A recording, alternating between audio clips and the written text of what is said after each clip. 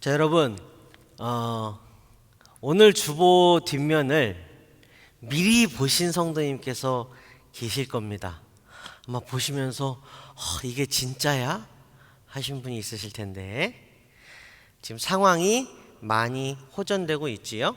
우리가 조금 더 기대하는 마음으로, 그러나 진중하게 하나님의 도움을 구하며 더욱더 기도해야겠습니다. 우리가 곧 볼 수도 있습니다. 하나님 말씀 보도록 하겠습니다. 자, 지난주에 말씀드리기를, 지금 제가 성경책을 한 권 있는데요. 이렇게 성경이 이렇게 두꺼워 보여도 그 안의 내용은 매 한 가지라고 말씀드렸습니다. 말 안 듣고 삐뚤어지고 그런 사람을 하나님이 또 안타깝게 여기시며 돌이키라고, 돌아오라고 촉구하시는 내용이 성경을 가득 메우고 있습니다. 그래서 성경의 이야기들의 축약판을 보통 뭐라고 하냐면요, Prodigal Son, 탕자의 이야기를 보통 꼽습니다. 자, 수개월간 그랬기 때문에 아마 오늘의 내용도 우리 성도님들께서는 이미 예상하실 겁니다. 뭐 똑같겠지. 말 안 듣고 혼나고 이스라엘 백성들이 또 그랬겠지. 맞습니다. 우리 성도님들 역시 성경을 많이 읽으셔서 잘 아시는군요. 맞습니다. 오늘도 그 내용입니다. 여러분 예상대로 여호수아가 죽고 당대의 장로들이 죽고 이스라엘이 또 말을 안 듣기 시작했습니다. 금세 곱비 풀린 망아지가 되어서 막 천방지축으로 날뛰고 죄악상으로 빠졌습니다. 하나님의 말씀을 지키는 건 그렇게 더딘데 하나님의 말씀을 벗어나는 건 왜 그렇게 빠른지요? 그런 이스라엘을 여전히 사랑하시고 긍휼히 여기신 하나님께서 그들을 살리고자 주신 사람들이 있었습니다. 이스라엘 민족의 지도자가 되어 환난에서 그들을 건지고 바른 길로 인도하는 사람들, 그들을 사사라고 부릅니다. 우리가 사무엘상, 사무엘하 이 성경의 책을 통하여 잘 알고 있는 선지자 사무엘 있지요? 그도 사사입니다. 이스라엘의 마지막 사사가 사무엘이었습니다. 자, 이 사사들이 이스라엘을 이끌던 시기의 이야기를 기록한 책이 있으니 그게 바로 사사기입니다. 오늘 우리가 함께 묵상할 이야기에 한 사사가 등장합니다. 유명한 사사입니다. 누구냐? 들어보셨을 겁니다. 기드온 이야기입니다. 우리가 기드온 이렇게 하면요, 을에 하나의 말이 뒤에 당연하게 따라 붙습니다. 뭐지요? 여러분들 성경 많이 읽으시니까 또 다 아시지요? 그렇습니다. 기드온과 300용사, 이것이 하나의 말처럼 쓰입니다. 이 300용사는 기드온의 상징과도 같이 되어버렸지요. 지금부터 이제 그 이야기를 보겠습니다. 자, 미디안이라고 하는 족속이 있었습니다. 이 가나안 땅에 살고 있던 민족 중 하나인데요, 오늘날의 베두인족이라고 하는 그러한 사람들의 선조라고 하네요. 자, 여러 가지 고증을 통해서 그들이 어떤 민족이었는지 대강을 알 수 있습니다. 자, 사사기 6장 5절에요 이렇게 쓰고 있습니다. 그들은 가축대를 몰고 장막을 가지고 메뚜기 떼처럼 쳐들어왔는데 사람과 낙타가 이루 셀 수 없을 만큼 많았다. 그들이 들어와서 온 땅을 황폐하게 만들었다. 자, 그들은요, 기동성이 매우 뛰어난 민족이었습니다. 낙타를요, 기가 막히게 탔다고 합니다. 우리가 사막의 모래 위에서 걷는 것도 힘들지 않겠습니까? 그 사막에서 제일 빠르게 움직이는 것은 뭐니 해도 사막에 최적화되어 있는 동물, 낙타이겠지요? 요컨대 이 낙타를 키우고 또 부리고 타고 다니며 놀라운 기동성을 바탕으로 약탈과 노략질을 하여 생계를 유지하던 민족이 미디안족이었습니다. 이스라엘의 타락과 방종의 결과 하나님께서는 미디안을 통해 미디안을 들어 쓰셔서 이스라엘을 징계하셨습니다. 사사기 6장 1절이 기록합니다. 이스라엘 자손이 주님께서 보시는 앞에서 악한 일을 저질렀다. 그래서 주님께서는 7해 동안 그들을 미디안의 손에 넘겨주셨다. 그리고 앞에서 보셨듯이 미디안에 의해서 이스라엘은 고통을 당하고 황폐하게 되었지요. 그러자 이스라엘이 또 앓는 소리를 내었습니다. 사사기 6장 6절이 쓰고 있습니다. 이스라엘이 미디안 때문에 전혀 길을 펴지 못하게 되자 마침내 이스라엘 자손이 주님께 울부짖었다. 살려주십시오.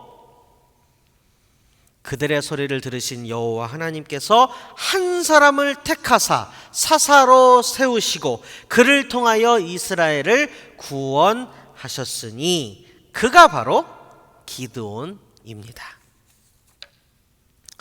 자, 기드온은요 이제 딱 사사가 되고 이스라엘 사람들 중에 미디안과 맞서 싸울 군사를 모집했습니다.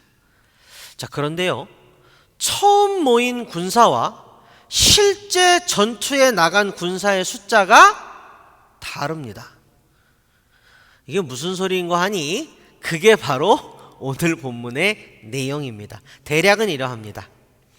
미디안과 싸웁시다 하면서 병사를 모집했습니다. 그래도 젊은이들 중에 이 분개하고 정의감이 있고 의협심이 있는 젊은이들이 좀 모였겠지요. 자, 그 숫자를 세어보니까 32,000명이었습니다. 자, 여기서 우리가 상식적으로 상상을 해보겠습니다. 만약에 여러분이 하나님의 택하심을 받은 지도자로 세워졌다고 상상해 보십시오. 전쟁을 해야 돼서 곳곳에 전단지를 붙였습니다. 징병 캠프를 만들어서 캠페인을 벌이고 전령을 보내서 징병 중임을 알렸습니다. 여러분은 지휘관으로서 이때에 어떤 기도를 하시겠습니까? 당연히 하나님 도와주십시오. 많은 병사들이 지원하도록, 그래서 군사가 많아지고 군대가 커지도록 해주십시오 라고 아주 당연히 그렇게 기도하실 겁니다. 기드온도 그렇게 기도했을 게 분명합니다. 자, 기드온이 부하 장수한테 물어봤어요. 몇 명이나 모였소? 네, 대장님, 세어보니까 32,000명입니다. 기드온이 32,000명 충분하다고 생각했을까요? 아니지요. 다다익선입니다. 많으면 많을수록 좋습니다. 더군다나 민수기에 계수되어 있는 이스라엘 백성의 숫자보다도 이 당시에는 숫자가 훨씬 더 늘어났겠죠. 못해도 100만은 됐을 겁니다. 그런데 32,000명이 모였습니다. 기드온은 아마 실망했고 걱정에 휩싸였을 겁니다. 이를 어쩌면 좋나. 메뚜기 떼처럼 많은 미디안 사람들과 저 낙타 떼를 무슨 수로 32,000명으로 상대하나. 그런데 오늘 본문이 시작되자마자 하나님이 희한한 말씀을 하십니다. 기드온은 병사의 숫자가 너무 적어서 지금 막 걱정하고 있잖아요. 못 살겠습니다. 그런데 하나님이 말씀하시기를 본문 2절이 기록합니다. 주님께서 기드온에게 말씀하셨다. 네가 거느린 군대의 수가 너무 많다. 제가 만약에 기드온이었으면 좀 거친 표현인데 미치고 팔짝 뛸 노릇이지요. 뭔 소리를 하시는 겁니까? 너무 많다니요. 근데 하나님이 이유를 덧붙이셔요. 이대로는 내가 미디안 사람들을 네가 거느린 군대의 손에 넘겨주지 않겠다. 이스라엘 백성이 나를 제쳐놓고서 제가 힘이 세서 이긴 줄 알고 스스로 자랑할까 염려된다. 이게 하나님께서 하신 황당한 말씀의 이유였습니다. 하나님의 말씀을 들은 기드온 아무튼 순종해서 병사의 숫자를 줄이기 시작했습니다. 너희 중에 두려운 사람은 괜찮으니까 집으로 돌아가라. 그랬더니 웅성웅성하고 쭈뼛쭈뼛 하던 사람들이 하나 둘 일어나더니 막 일어나요. 그러더니 22,000명이 돌아가 버렸습니다. 32,000명 중에서 3분의 2 이상이 돌아갔으니 이제 하나님께서 많다 소리 안 하시겠지. 하지만 하나님이 다시 말씀하셨습니다. 아직도 많다. 기드온은 하나님께서 가르쳐 주신 방법으로 또 출현했습니다. 물가로 데려갔어요. 목마르지? 물 마셔라. 그리고 이렇게 봤습니다. 물에다가 고개를 박고서 벌컥벌컥 마시는 사람들이 있고, 전시니까 사주 경계를 하며 조심스럽게 쪼그려서 이렇게 물을 떠서 이렇게 먹는 사람들이 있었어요. 하나님께서 전자는 다 돌려보내시고 후자만 남기셨으니 그들이 기드온의 300용사입니다. 300을 추려내신 후에 하나님께서 말씀하셨습니다. 본문 7절이 기록합니다. 물을 핥아먹은 300명으로 너희를 구원하겠다. 기드온에게는 다다익선이었지만 하나님에게는 300명으로 충분했습니다. 300명이 전투를 준비했습니다. 100명씩 3개의 부대로 나누고 각 사람에게 나팔, 양각 나팔, 쇼파르라고 하는데요, 양각 나팔을 하나씩 주고 빈 항아리를 주고 항아리 안에는 횃불을 집어넣습니다. 전투의 때가 왔고 뿔나팔 소리와 함께 항아리를 깨뜨리고 그 안에 횃불을 꺼내 들었습니다. 위로 번쩍 들면서 외쳤습니다. 여호와의 칼이여, 기드온의 칼이여. 전투 개시의 신호와 함께 300명이 우르르 내려갔느냐? 아닙니다. 여호와의 칼이여, 기드온의 칼이여. 전투 개시 신호와 함께 하나님이 적진으로 달려가셨습니다.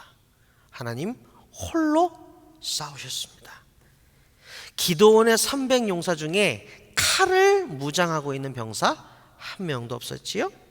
오로지 여호와 하나님 홀로 적진을 내달리며 싸우셨습니다. 사사기 7장 22절이 기록합니다. 300명이 나팔을 불 때에 주님께서 모든 적들이 저희들끼리 칼로 치게 하셨다. 적군은 도망하여 스레라의 베시다와 또 낫밧에 가까운 아벨모홀라의 경계선까지 후퇴하였다. 할렐루야! 친히 싸우사 승리를 안겨주신 여호와 하나님을 찬양합니다.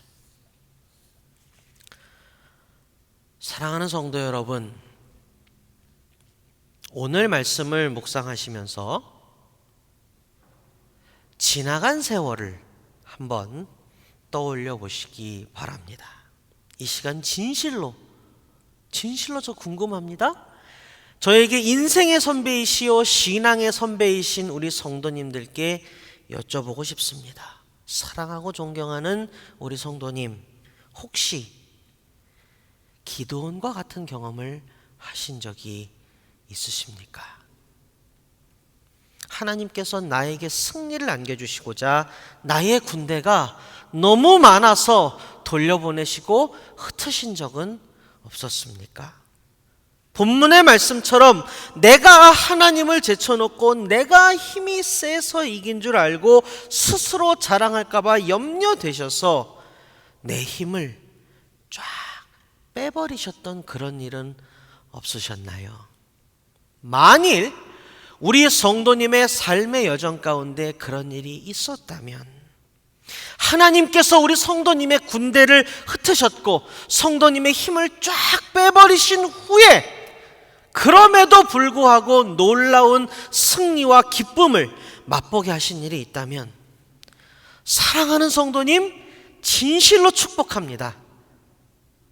여러분께서는 하나님의 은혜를 체험하신 겁니다. 성도님께서는 하나님의 은혜를 맛보셨습니다.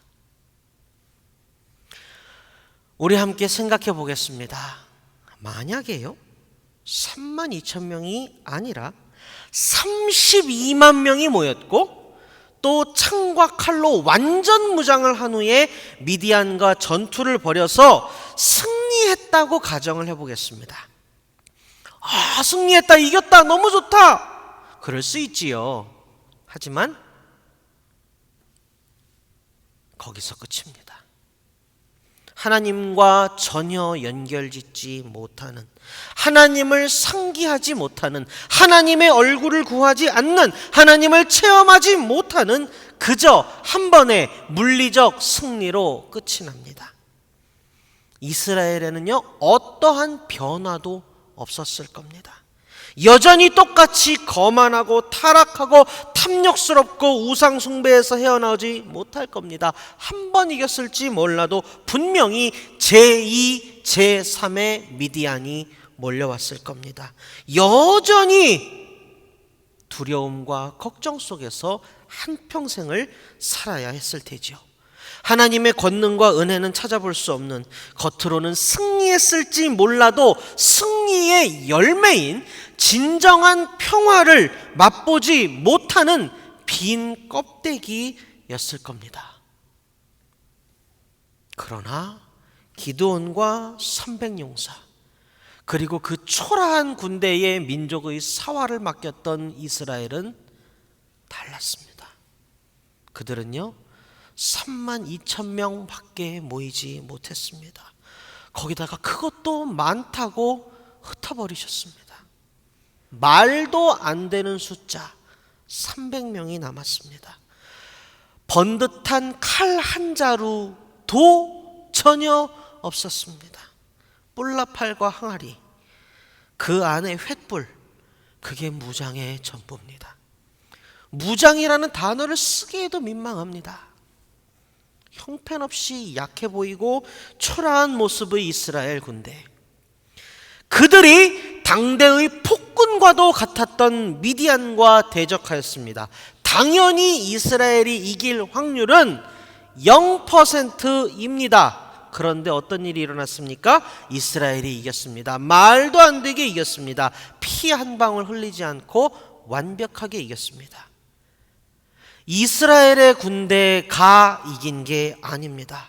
자기들의 힘과 능력으로 이긴 게 아닙니다. 이스라엘의 하나님이 이기신 겁니다. 하나님의 권능으로 이긴 겁니다. 여러분, 주목하여 주시기 바랍니다. 우리는 은혜라는 단어를 아주 잘 사용합니다. 은혜라는 단어의 본질은요, 자격이 없음에도, 값을 치르지 않았음에도 주어질 때 은혜라는 단어를 씁니다.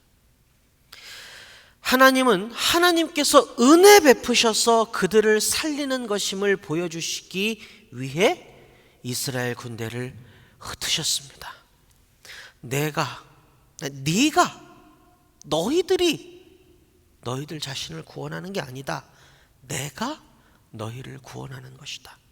너의 힘과 능력이 너를 구원하는 게 아니다. 너의 공로 때문에 너를 구원하는 게 아니다. 나의 권능과 은혜가 너희를 구원하는 것이다. 하나님이 이스라엘에게 가르쳐 주시고자 하는 바, 이스라엘에게 들려주시고자 하는 메시지가 바로 이것이었습니다. 제가 오늘 묵상 초입에 이스라엘이 다시 타락했다고 말씀을 드렸지요. 여호수아가 죽고 당대의 장로님들이 다 돌아가신 후에 이스라엘이 타락했습니다. 이스라엘이 타락했다는 말의 의미를 알아야 됩니다. 이 말의 의미가 뭐냐면요, 하나님을 잊었다는 것이고, 잊었다는 것은 구체적으로 뭘 잊었다는 거냐? 하나님의 은혜를 잊었다는 말입니다. 내가 잘나서 광야에서 살아남은 게 아니고, 내가 힘이 세서 가나안 족속을 몰아냈던 게 아니고, 내게 자격이 있어서 가나안 땅을 분배받은 게 아니라는 사실을 잊어버린 겁니다. 여기서 오늘 우리가 듣고 가슴에 꼭 새겨야 하는 하나님의 음성 메시지가 있습니다. 은혜를 잊은 자는 모든 것을 잃어버립니다. 성경에 예외가 단 하나도 없습니다. 은혜를 잊은 자는요, 모든 것을 잃어버립니다. 태초의 죄악 후에 주어진 최초의 언약부터 시작해서 예수 그리스도께서 우리에게 주신 새 언약까지 전부 다 은혜입니다. 성경은 우리에게 진리를 말해줍니다. 사랑하는 성도 여러분, 모든 게 다 은혜입니다. 과장이 아니고요, 정말입니다. 모든 게 다 은혜입니다. 은혜로 시작하여 은혜로 끝이 납니다. 이 진리에서 벗어나서 은혜가 아니다, 나의 힘과 능이다 라고 생각하는 시점부터 우리는 기쁨을 잃어버리고 피폐해지고 패배하고 황폐하게 됩니다. 이스라엘처럼 말입니다. 앞에서 우리 성도님들께 지나온 인생 여정을 떠올려 보시기를 부탁드렸습니다. 자기 옆에 수많은 것들이 있었던 때가 분명히 있었을 겁니다. 기드온한테 32,000이 있었을 때처럼 말입니다. 하나님이 보시기에, 하나님의 은혜를 깨닫기에 방해가 되니까 치워버리신 겁니다. 그래서 내 옆에 있던 것들, 내가 쌓아 올린 것들, 내가 가지고 있던 것들 흩어버리셨습니다. 왜? 은혜 안에 있어야 살기 때문에. 내가 초라하게 보이게 되었습니다. 한없이 약해진 듯 했습니다. 기드온 옆에 300명만 남았을 때처럼 말입니다. 여러분, 이 시간에 자기 자신 이외에는 아무도 보지 못하고 듣지 못합니다. 육신의 눈을 감고 마음의 눈을 열고 옛적을 회상해 보셔요. 언제 은혜를 깨달으셨습니까? 언제 입에서 은혜로다 고백이 나오셨습니까? 나를 둘러싸고 있는 이 모든 것이 은혜라는 사실을 언제 깨닫고 언제 절실히 느끼고 언제 고백하셨습니까? 32,000이 있을 때였습니까? 아니면 300만 남았을 때입니까? 사순절 5번째 주일이 되었습니다. 다음 주는 종려주일을 시작으로 해서 이제 고난주간입니다. 우리 파사데나 장로교회 가족 여러분께서 예수님에 대한 묵상을 잘하고 계실 줄로 믿습니다. 자, 예수님은요 3년 공생애를 지나시면서 제자들과 동행하셨지요. 제자들은요 각계각층의 사람들이었습니다. 어부도 있고 세리도 있고 열심당원도 있고 의사도 있고 다양합니다. 그들은 각자의 생각과 계획과 속내를 가지고 예수님을 따랐습니다. 대동단결한 거 아닙니다. 자, 자세한 얘기를 말씀드리자면 시간이 많이 걸리기 때문에 간단히 말씀드리면, 여러분 동상이몽이라는 사자성어 아시죠? 그죠? 같은 자리에 누워는 있어요. 그러나 서로 꿍꿍이가 다른 것을 말합니다. 예수님과 제자들이 딱 그러했습니다. 자, 제가 베드로를 예로 들어서 설명을 드리겠습니다. 베드로 자칭 타칭 수제자였습니다. 나름의 영향력도 분명히 있었을 겁니다. 베드로에게 예수님은 어떤 분이었을까요? 어떤 존재였을까요? 베드로가 예수님에게 바라고 기대하는 건 무엇이었을까요? 베드로의 속내는 무엇이었을까요? 베드로와 예수님의 대화에서 이를 엿볼 수 있습니다. 예수님이 물으셨습니다. 사람들이 나를 누구라 하더냐? 엘리야라고도 하고요, 뭐 세례 요한이라고도 하고요, 뭐 누구누구라고 하고 그럽니다. 그래? 그러면 너희는 나를 누구라 하느냐? 그때 베드로가 대답을 합니다. 주는 그리스도시요 살아계신 하나님의 아들이십니다. 자, 이 대답을 들은 예수님께서 이제 칭찬을 하십니다. 그런데 칭찬을 해주기는 하셨는데 베드로가 이 말의 의미를 알고 있거나 믿지는 않았다는 것을 금세 알 수 있습니다. 이 대화 후에 예수님이 자신이 십자가에 이제 못 박혀서 죽을 것을 말씀을 하셨어요. 그러자 베드로가 예수님에게 항변하였다고 성경이 기록하였는데요. 영문 성경에는 원문의 그 의미를 살려서 어떤 단어를 썼느냐? 리브크라고 하는 단어를 써놨습니다. 이 의미는 거세게 몰아붙이며 비난했다는 뜻입니다. 왜? 베드로가 기대하는 모습이 아니었기 때문입니다. 베드로의 속내와는 달랐기 때문입니다. 동상이몽 맞지요? 아니나 다를까 베드로는 예수님의 예언대로 닭이 울기 전에 3번 예수님을 부인합니다.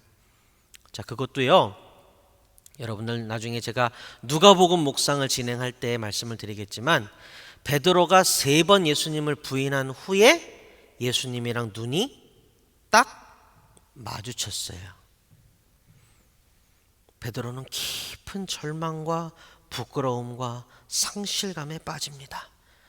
고향으로 돌아와서 다시 어부의 일을 하며 전인적으로 무너져 있을 때, 살아있어도 살아있는 게 아닐 그때에 예수님께서 친히 베드로의 삶의 자리 그 바닷가로 찾아오십니다. 자신을 배반하며 배신하며 저주하며 부인했던 자리에 화토불이 있었거든요. 근데 그때 바닷가 모래사장에도 화토불이 있었어요. 그 동일한 화토불 옆에서 생선을 구워주시며 베드로를 감싸주십니다. 더도 말고 덜도 말고 고개도 들지 못하는 베드로에게 예수님께서 물으셨습니다. 베드로야, 네가 나를 사랑하느냐? 3번 물으셨습니다. 그 물음과 대답 가운데 네가 나를 사랑하느냐? 예, 주님, 그러한 줄 아시나이다. 그 물음과 대답 가운데 처절한 배신자였던 베드로는 그제서야 비로소 아무 자격이 없는 자신을 감싸주시는 예수님의 은혜를 체험했습니다. 예수님 옆을 옹위하며 수제자 소리를 하고 들으며 수많은 무리들에 둘러싸여 예수를 왕으로 떠받들고자 환호하는 군중들의 칭송을 들으며 으스댈 법도 하던 그때의 베드로와 예수님을 배반한 후 홀로 깊은 낙담과 절망에 빠져 있는 그에게 찾아와 해변가 화토불가에서 사랑을 말씀하시며 내밀어 주시는 예수님의 그 손을 잡던 때의 베드로가 예수님의 은혜를 체험한 것은 둘 중 어느 때였겠습니까? 말씀을 맺겠습니다. 오늘 우리에게 들려주신 하나님의 그 음성이 우리 가슴에 깊이 새겨지기를 축원드립니다. 은혜를 잊은 자는 모든 것을 잃어버립니다. 모든 것이 주님의 은혜입니다. 우리 주님은 우리를 진실로 사랑하시기 때문에 주님의 은혜를 깨닫기를 원하시기에 우리 옆의 32,000이 은혜의 통로를 막고 있다면 치워버리실 겁니다. 치워주시는 게 복이고 흩어주시는 게 은혜입니다. 우리에게 주님의 은혜를 깨닫는 데 필요한 300이면 충분합니다. 사순절 5째 주일이 시작되었습니다. 사랑하고 존경하는 우리 파사데나 장로교회 가족 여러분 모두에게 주님의 은혜가 충만하시기를 축원드립니다. 이 시간 다 함께 기도하겠습니다. 은혜가 충만하신 우리 주님, 오늘도 우리에게 생명의 말씀, 하늘의 양식을 주심에 감사드립니다. 이 하늘 양식을 먹는 자는 누구든 배부를 것이요 다시는 목마르지 않을 줄 믿습니다. 오늘 우리에게 들려주신 주님의 음성 우리의 가슴에 새겨주옵소서. 은혜를 잊은 자는 모든 것을 잃어버립니다. 황폐해집니다. 은혜로다 주의 은혜, 한량없는 주의 은혜. 그 찬양의 가사처럼 우리의 모든 것이 은혜임을 깨닫게 하옵소서. 고백하게 하옵소서.